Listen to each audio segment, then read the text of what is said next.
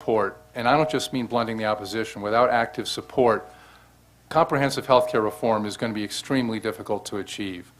The political hurdles already are significant, and if we look back to 1993-94, there were a variety of things that killed the Clinton plan, but a major turning point was when the organized small business groups came out against the plan. So to try to contemplate really comprehensive reform without significant small business support, it's difficult to do. Also, and I'm going to cite some very recent research by the Herndon Alliance, they found that the single most effective attack on healthcare reform was to say that it was bad for small business, because small business has this image of mom and apple pie and the American dream, et cetera. So it's not just important to get small business people's support, it's important to get this, to have a plan that is supported by enough business people that opponents can't tell the general population that it's anti-small business. Obviously, as I've mentioned, the small business organizations have traditionally opposed reform. And again, as far as I can tell, it's based on ideology that disdains government involvement. There's certainly no practical reason for doing it.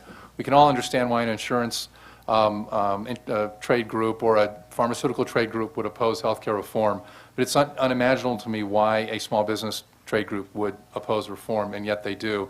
And really, it comes down to ideology. It comes down to this fear of government and socialism, et cetera, et cetera. So, we have to realize that's what we're up against. We're not really up against a lot of practical issues. We're up against ideological issues, which are equally, if often, more powerful.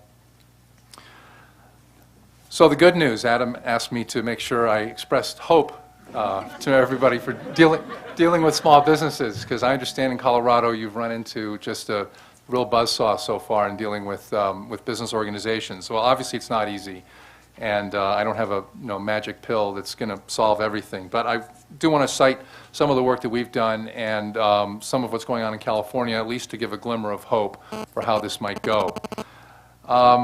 First of all, we start with the fact that the healthcare system is totally, not only is it broken for everybody, it's completely broken for small business. It's the single biggest problem being faced by America's 25 million small business owners.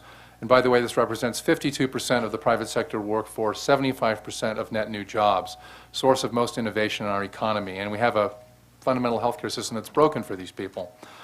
I'm going to give you national statistics here. More than 27 million small business employees are uninsured, including millions of freelancers and sole proprietors who, in most cases, are shut out of the employer-based healthcare system. I was pleased to learn, I didn't realize this, that in Colorado, sole proprietors can buy into the small group market. In California, they can't. Only 41% of small businesses provide health insurance. That's versus 51% in 2000 and 67% in 1995. So the employer-based system, as it's currently structured, it's not working for half of small businesses, which represent half of the economy. So that's a quarter of the economy that's just not part of it.